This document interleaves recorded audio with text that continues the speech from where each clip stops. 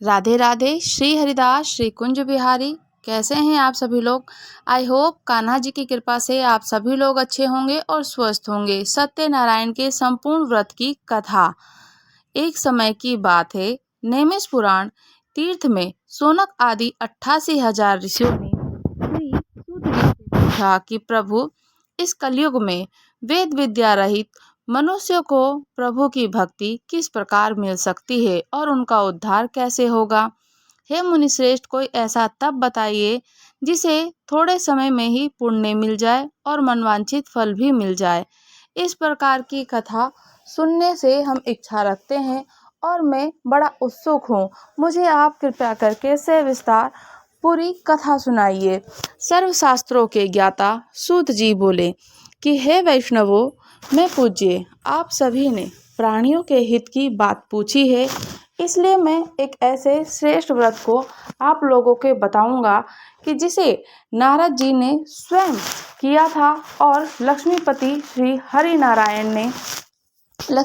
श्री मुनि श्रेष्ठ नारद जी से पूछा और कहा था कि आप सब इसे ध्यान पूर्वक सुनिए।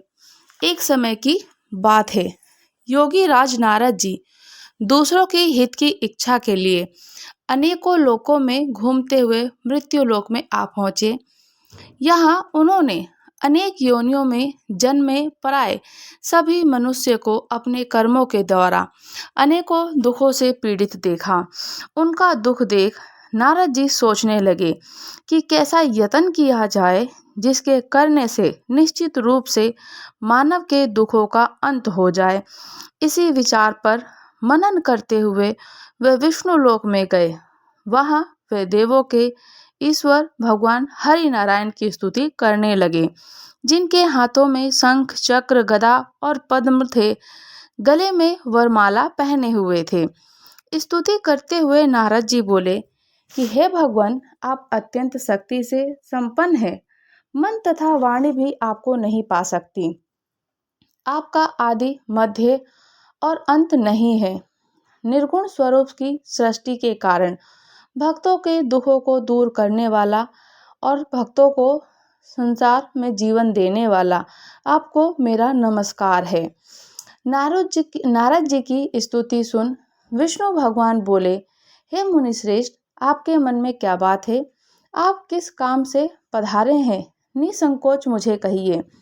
इस पर नारद मुनि बोले कि मृत्यु लोक में अनेक योनियों में जन्मे मनुष्य अपने कर्मों के द्वारा अनेकों दुख से दुखी हो रहे हैं। नाथ, आप मुझ पर दया रखते हैं तो वह मनुष्य मुझे थोड़े ही प्रयास में अपने दुखों से कैसे छुटकारा पा सकते हैं, बताइए।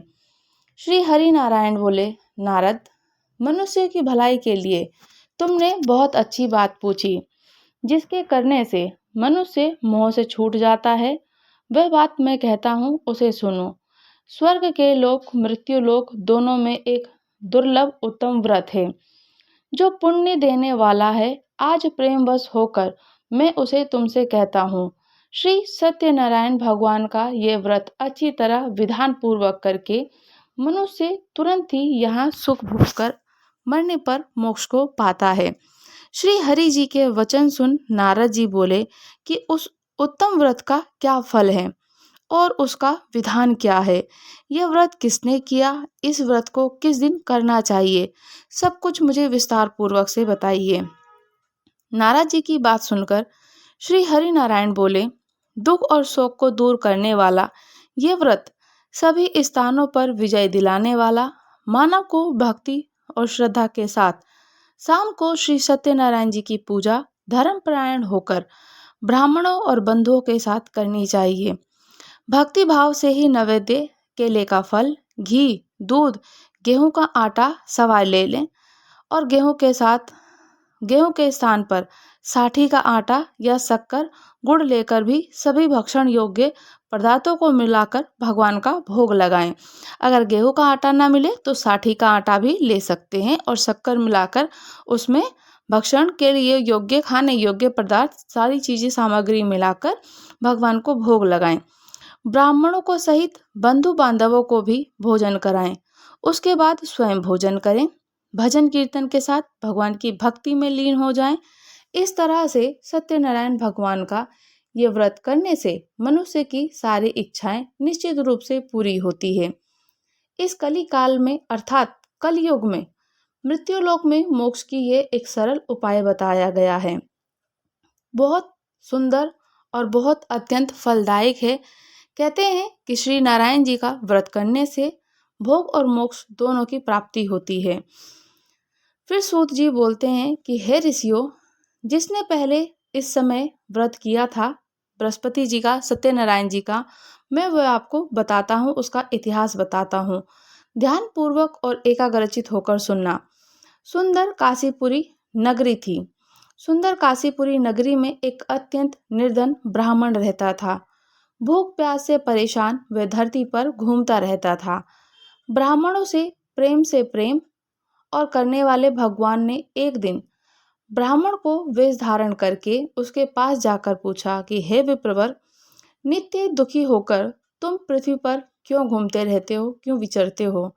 दीन ब्राह्मण बोला, मैं निर्धन ब्राह्मण हूँ, भिक्षा के लिए धरती पर घूमता हूँ। भगवान, यदि आपका इसका कोई उपाय हो तो मुझे बताइए, मैं जानने के लिए इच्छुक हूँ। वृद्ध ब्राह्मण कहता है कि सत्यनारायण भगवान मनोवांछित फल देने वाले हैं, इसलिए तुम उनका पूजन करो। इसे करने से मनुष्य के सभी दुख से मुक्ति मिलती है और रोगों से भी मुक्ति मिलती है। वृद्ध ब्राह्मण बनकर आए स्वयं सत्यनारायण भगवान हरि नारायण उस निर्धन ब्राह्मण को व्रत का सारा विधान बताकर अंतर्ध्यान हो गए। ब्राह्मण मन ही मन सोचने लगा, जिस व्रत को वृद्ध ब्राह्मण करने को कह गया है, मैं उसे जरूर करूंगा। यह निश्चय करने से उसके बाद उसे रात में नींद नहीं आई। वह सवेरे उठकर सत्यनारायण भगवान के व्रत का निश्चय कर भिक्षा के लिए चला गया। उस दिन निर्धन ब्राह्मण को भिक्षा में बहुत सारा धन मिला, जिसे उसने बंधु बांधवों के साथ मिलकर सत्यनारायण भगवान जी का व्रत संपन्न किया। भगवान सत्यनारायण का व्रत संपन्न करने के लिए वह निर्धन ब्राह्मण सभी दुखों से छूट गया और अनेक प्रकार की संपत्तियों से युक्त हो गया। उसी समय से वह ब्राह्मण हर माह इस व्रत को करने लगा। इस तरह से सत्यनारायण भगवान जी के व्रत को जो मनुष्य करेगा वह सभी प्रकार के पापों से छूटकर मोक्ष को प्राप्त हो जाएगा। जो मनुष्य इस व्रत को करेगा वह सभी दुखों से भी मुक्त हो जाएगा। सूत जी बोलते हैं कि इस तरह से नारद जी से नारायण जी का कहा हुआ श्री सत्यनारायण व्रत मैंने तुमसे कहा। हे विप्रो, अब मैं क्या करूं और क्या कहूं? श्री ऋषि बोले, हे मुनिवर, संसार में उस विप्र से सुनकर किस किस ने इस व्रत को किया और हम सब इस बात को सुनना चाहते हैं और उत्सुक हैं। इसके लिए हमारे मन में बड़ी श्रद्धा भाव है। सूत जी बोले कि हे मुनियों, जिस जिसने व्रत को किया वह सब सुनो। एक समय वही विप्रवर धन ऐश्वर्य के अनुसार अपने बंधु बांधवों के साथ इस व्रत को करने के लिए तैयार हुआ। उसी समय एक लकड़ी बेचने वाला बूढ़ा आदमी आया और लकड़ियां बाहर रखकर अंदर ब्राह्मण के घर में गया। प्यास से दुखी वह लकड़हारा उनको व्रत करते देख विप्रवर को नमस्कार किया और पूछने लगा कि विप्रवर, आप ये क्या कर रहे हैं? इसे करने से क्या फल मिलता है? कृपया मुझे भी बताइए। ब्राह्मण ने कहा कि सब मनोकामना को पूर्ण करने वाले सत्यनारायण भगवान का व्रत है। इनकी कृपा से ही मेरे घर में धन धान्य आदि की वृद्धि हुई है। विप्र से सत्यनारायण व्रत के बारे में जानकर लकड़हारा बहुत प्रसन्न हुआ और चरणामृत लेकर प्रसाद खाने के बाद वे अपने घर गया। लकड़हारे ने अपने मन में संकल्प किया कि आज लकड़ी बेचने से जो धन मिलेगा उसी से सत्यनारायण भगवान का उत्तम व्रत करूंगा। मन में इस विचार को ले बूढ़ा आदमी सिर पर लकड़ियां रखकर उस नगर में बेचने गया जहां धनी लोग रहते थे। उस नगर में उसे अपनी लकड़ियों का दाम पहले से अधिक 4 गुना ज्यादा मिला। बूढ़ा बड़ा प्रसन्न हुआ और साथ में दाम लेकर अकेले चल दिया। साथ में उसने संकल्प किया था कि मैं आज सत्य व्रत करूंगा। केले, शक्कर, घी, दूध, दही, गेहूं का आटा, साठी का आटा लेकर सत्यनारायण भगवान के व्रत की अन्य सामग्री लेकर अपने घर गया। वहां अपने बंधु बांधवों को बुलाकर विधि विधान से सत्यनारायण भगवान का पूजन किया और व्रत किया। इस व्रत के प्रभाव से वह बूढ़ा लकड़हारा धन पुत्र आदि से युक्त होकर संसार के समस्त सुख भोग अंतकाल में वैकुंठ धाम को चला गया। कहते हैं कि बोलो सत्यनारायण भगवान की जय। हे सत्यनारायण, जैसे आपने उस बूढ़े की गरीबता को दूर किया, ऐसे ही हमारी गरीबी को दूर करें, हमारे मन की मनोवांछित को पूर्ण करें। सूत जी बोलते हैं कि हे मुनि श्रेष्ठ, अब आगे की कथा कहता हूँ। पहले समय में उल्कामुख नाम का एक बुद्धिमान राजा था। वह सत्यवक्ता और जितेंद्रिय था, सत्य भाषण करता, सत्य बोलता, प्रतिदिन देवस्थान पर जाता, निर्धनों को दंड देकर उनके कष्ट दूर करता। उसकी पत्नी कमल के समान मुख वाली सती साध्वी भद्रशिला नदी के तट पर उन दोनों ने सत्यनारायण भगवान का व्रत किया। उस समय साधु का नाम एक वैश्य आया। साधु का नाम एक वैश्य आ गया। उसके पास व्यापार करने के लिए बहुत सा धन भी था। राजा को व्रत करते देख वह विनय के साथ पूछा, राजन, भक्ति भाव से पूर्ण होकर आप ये क्या कर रहे हैं? मैं सुनने की इच्छा रखता हूँ, आप मुझे बताने की कृपया कीजिए और सविस्तार बताइए। राजा बोला कि हे साधु महाराज, अपने बंधु बांधवों के साथ, पुत्र आदि और सभी परिवार कुटुंबियों के साथ पुत्र प्राप्ति के लिए एक महाशक्तिशाली और महाशक्तिमान सत्यनारायण भगवान का व्रत और पूजन कर रहा हूँ। पुत्र प्राप्ति के लिए व्रत और पूजन कर रहा हूँ। राजा के वचन सुन साधु आदर से बोला कि हे राजन, मुझे इस व्रत का सारा विधान कहिए। कथा के अनुसार मैं इस व्रत को भी करूँगा। मेरे भी कोई संतान नहीं है और इस व्रत को करने से निश्चित रूप से मुझे संतान की प्राप्ति होगी। राजा के इस व्रत को सारा वृतांत सुना दिया। व्यापारी ने निवृत्त होकर अपने कार्य से उस व्रत को करने का संकल्प लिया और अपने घर गया। साधु वैश्य ने अपनी पत्नी को संतान देने वाले इस व्रत का वर्णन कह सुनाया और कहा कि जब मेरी संतान होगी तब मैं इसको व्रत को करूँगा। साधु ने इस तरह के वचन अपनी पत्नी लीलावती से कहे। एक दिन लीलावती पति के साथ आनंदित हो सांसारिक धर्म में प्रवृत्त होकर सत्यनारायण भगवान की कृपा से गर्भवती हो गई। 10वें महीने में उसके गर्भ से एक सुंदर कन्या ने जन्म लिया। दिनों दिन वह ऐसे बढ़ने लगी जैसे कि शुक्ल पक्ष चंद्रमा बढ़ता है, वैसे ही कन्या बड़ी होने लगी। माता पिता ने अपनी कन्या का नाम कलावती रखा। एक दिन लीलावती ने मीठे शब्दों में अपने पति को याद दिलाया कि हे विप्रवर, हे महाराज राजन, अपने पति से कहती है कि आपने सत्यनारायण भगवान के जिस व्रत को करने का संकल्प किया था उसे पूरा करने का समय आ गया है। आप इस व्रत को करिए। साधु बोला कि हे प्रिय, इस व्रत को मैं उसके विवाह पर करूँगा। इस प्रकार अपनी पत्नी को आश्वासन देकर वह नगर को चला गया। कलावती पिता के घर में रहकर दिनों दिन बड़ी होने लगी। साधु ने एक बार नगर में अपनी कन्या को सखियों के साथ देखा तो तुरंत ही दूत को बुलाया और कहा कि मेरी कन्या के योग्य वर देखकर आओ। साधु की बात सुनकर दूत कंचन नगर में पहुंचा और वहां देखभाल कर लड़की के सुयोग वाणिक पुत्र को ले आया। सुयोग लड़के को देख साधु ने बंधु बांधवों के साथ बुलाकर अपनी पुत्री का विवाह, कलावती का विवाह कर दिया। लेकिन दुर्भाग्य की बात तो यह है कि साधु ने अभी भी सत्यनारायण व्रत को नहीं किया था। जिसने संकल्प लिया वो व्रत करना छोड़ दिया, भूल गया। इस पर भगवान श्री हरि नारायण क्रोधित हो गए और श्राप दे दिया कि साधु को अत्यधिक दुख मिले। अपने कार्य में कुशल साधु बनिया जमाई को लेकर समुद्र के पास स्थित होकर रत्नासारपुर नगर में गया और वहां जाकर दामाद ससुर दोनों मिलकर चंद्रकेतु राजा के नगर में व्यापार करने लगे। एक दिन भगवान सत्यनारायण की माया से एक चोर राजा का धन चुराकर भाग रहा था।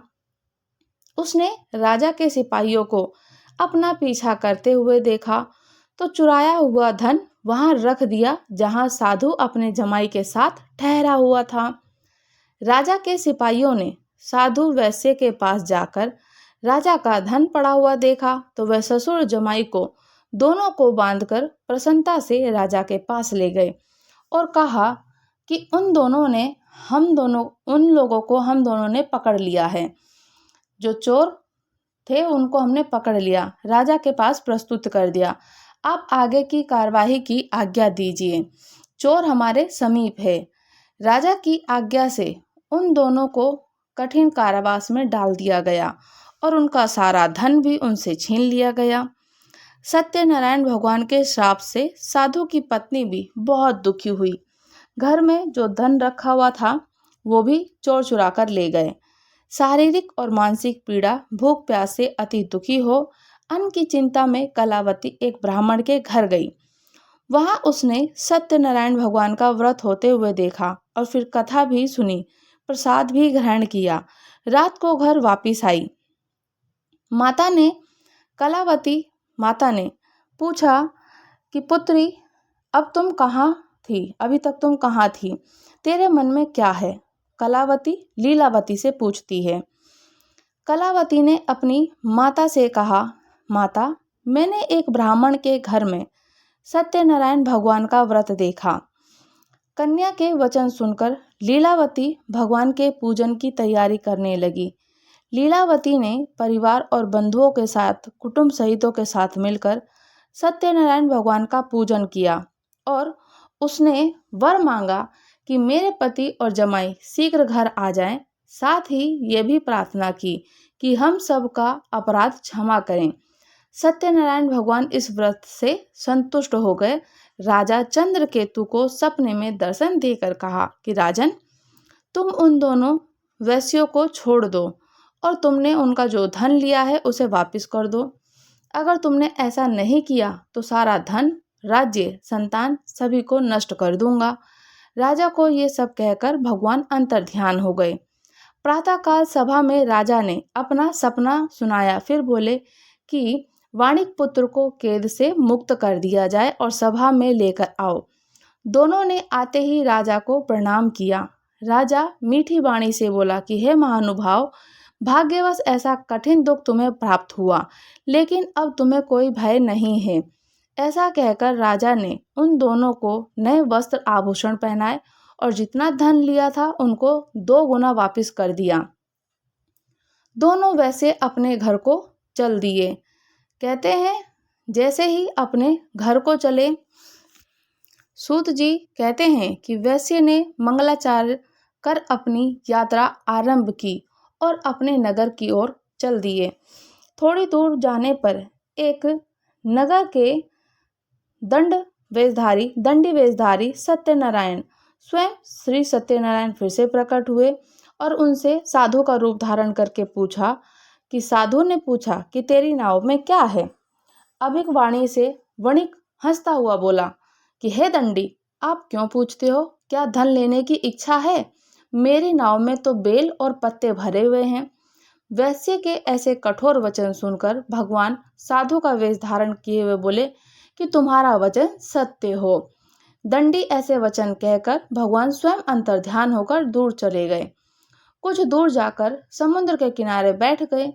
दंडी के जाने के बाद साधु वैश्य के नित्य क्रिया के पश्चात नाव को ऊंची उठते देख अचंभा माना और नाव के बेलपत्ते आदि देख वह मूर्छित होकर जमीन पर गिर पड़ा। साधु जो वणिक था, मूर्छा खुलने पर वह अत्यंत शोक में डूब गया। तब उसका दामाद बोला कि आप शोक ना मनाइए, यह दंडी का श्राप है, इसलिए हमें उनकी शरण में ही जाना चाहिए, तभी हमारी मनोकामना पूरी होगी। दामाद की बात सुनकर वह दंडी के पास पहुंचा और अत्यंत भक्तिभाव से नमस्कार करके बोला कि मैंने आपसे जो असत्य वचन कहे थे उनके लिए मुझे क्षमा कर दीजिए। ऐसा कहकर महान शोक आतुर हो और रोने लगा। तब दंडी भगवान स्वयं बोले कि वणिक पुत्र, मेरी आज्ञा से बार बार तुम्हें दुख प्राप्त हुआ, तो मेरी पूजा से विमुख हुआ। साधु बोला, भगवान, आपकी माया से ब्रह्मा आदि देवता आपके रूप को नहीं जानते और वो भी नहीं बच पाए, तब मैं अज्ञानी कैसे जान सकता हूँ। आप प्रसन्न हो जाइए, अब मैं सामर्थ्य के अनुसार आपकी पूजा अवश्य करूँगा, आपका व्रत करूँगा। मेरी रक्षा करें और पहले के समान नौका में धन भर दीजिए। साधु वैश्य के भक्तिपूर्वक वचन सुनकर भगवान प्रसन्न हो गए और उसकी इच्छा के अनुसार वरदान देकर अंतर्ध्यान हो गए। ससुर जमाई जब नाव पर आए तो नाव पर धन खूब सारा भर गया था और वह अपने अन्य साथियों के साथ सत्यनारायण भगवान का पूजन कर अपने नगर को चल दिए। जब नगर के नजदीक पहुंचे तो दूत को घर पर खबर करने के लिए भेज दिया गया। दूत साधु की पत्नी को प्रणाम करके कहता है कि मालिक अपने दामाद के साथ नगर के निकट आ गए हैं। दूत की बात सुन साधु की पत्नी लीलावती ने बड़े हर्ष के साथ सत्यनारायण भगवान का पूजन कर अपनी पुत्री कलावती से कहा कि मैं अपने पति के दर्शन को जाती हूँ, तू कार्य पूर्ण कर शीघ्र आ जा। माता के ऐसे वचन सुन कलावती जल्दी से प्रसाद छोड़ अपने पति के पास चली गई। प्रसाद की अवज्ञा के कारण सत्यनारायण भगवान रुष्ट हो गए और नाव सहित उसके पति को पानी में डुबा दिया। कलावती अपने पति को वहां ना पाकर रोती हुई जमीन पर गिर गई। नौका को डूबा हुआ देख व कन्या को रोता देख साधु दुखी होकर बोला कि प्रभु, मुझसे और मेरे परिवार से जो भूल हुई है उसे क्षमा कर दीजिए। साधु के दीन वचन सुनकर सत्यनारायण भगवान प्रसन्न हो गए और आकाशवाणी हुई कि साधु, तेरी कन्या मेरे प्रसाद को छोड़कर आई है, इसलिए उसका पति अदृश्य हो गया है। यदि वह घर जाकर प्रसाद खाकर लौटती है तो उसे इसका पति अवश्य मिल जाएगा। ऐसी आकाशवाणी सुन कलावती घर पहुंचकर प्रसाद ग्रहण करती है और फिर आकर अपने पति के दर्शन करती है। उसके बाद साधु अपने बंधु बांधवों के साथ सत्यनारायण भगवान की विधि विधान से पूजा करता है और इस लोक में सुख भोग कर अंत में स्वर्ग लोक को ही जाता है। वो साधु जी पूजन अर्चन करता है, जो संकल्प लिया पूर्ण किया। फिर सूत जी से बोलते हैं कि हे ऋषियों, मैं और एक भी कथा सुनाता हूँ, उसे भी ध्यान पूर्वक से सुनना। प्रजापालन में लीन तुंगध्वज नाम का एक राजा था। उसने भी भगवान का प्रसाद त्याग कर बहुत ही दुख सहन किया है। एक बार वन में जाकर वन्य पशुओं को मारकर वह बड़ के पेड़ के नीचे आया। वहां उसने ग्वालों को भक्ति भाव से अपने बंधुओं सहित सत्यनारायण भगवान का पूजा करते देखा। अभिमान के वश राजा ने उन्हें देखकर पूजा के स्थान पे नहीं गया और ना ही उसने भगवान को नमस्कार किया। ग्वालों ने राजा को प्रसाद दिया, लेकिन उसने वह प्रसाद नहीं खाया और प्रसाद को वहीं छोड़ अपनी नगर को चल दिया। जब वह नगर में पहुंचा तो वहां सब कुछ तहस नहस हो गया और वह शीघ्र ही समझ गया कि ये सब भगवान का ही किया हुआ है। ये दोबारा ग्वालों के पास पहुंचा और विधि पूर्वक पूजा कर प्रसाद खाया। सत्यनारायण भगवान की कृपा से सब कुछ पहले की तरह हो गया। दीर्घ काल तक सुख भोगने के बाद मरने के पश्चात उसे स्वर्गलोक की प्राप्ति हुई। जो मनुष्य परम दुर्लभ इस व्रत को करेगा तो भगवान सत्यनारायण की अनुकंपा से उसे धन धान्य की प्राप्ति होगी, निर्धन धनी हो जाता है और भयमुक्त जीवन जीता है। संतानहीन मनुष्य को संतान का सुख मिलता है। सारे मनोरथ पूर्ण होने पर मानव अंतकाल में वैकुंठ धाम को जाता है। सूत जी बोले, जिन्होंने पहले इस व्रत को किया, अब उनके दूसरे जन्म की कथा कहता हूँ। वृतांत वृद्ध सतानंद ब्राह्मण ने सुदामा का जन्म लेकर मोक्ष की प्राप्ति की। लकड़हारे ने अगले जन्म में निषाद बनकर मोक्ष को प्राप्त किया। उल्का मुख नाम का राजा दशरथ होकर बैकुंठ को गए। साधु नाम के वैश्य ने मोर ध्वज बनकर अपने पुत्र की ओर से चीर कर मोक्ष पाया। महाराज तुंगध्वज ने स्वयंभू होकर भगवान में भक्ति युक्त हो कर्म को मोक्ष पाया। तो बोलिए सत्यनारायण भगवान की जय हो। और ये अध्याय संपूर्ण हुआ। बोले श्री सत्यनारायण भगवान की जय हो। भगवान हरि विष्णु नारायण की जय हो। भगवान सत्यनारायण की कथा जो भी पढ़ता है, सुनता है या सुनाता है, उसके सभी मनोरथ पूर्ण होते हैं। भगवान की अनुकंपा कृपा बनी रहती है। सत्यनारायण भगवान की जय हो। बारंबार उनकी जय हो। अगर आप लोग हमारे चैनल पर नए हैं, चैनल को लाइक शेयर सब्सक्राइब करना बिल्कुल ना भूलें और मुझे कमेंट्स करके ज़रूर बताइएगा कि आपको कथा कैसी लगी। राधे राधे। श्री हरिदास श्री कुंज बिहारी।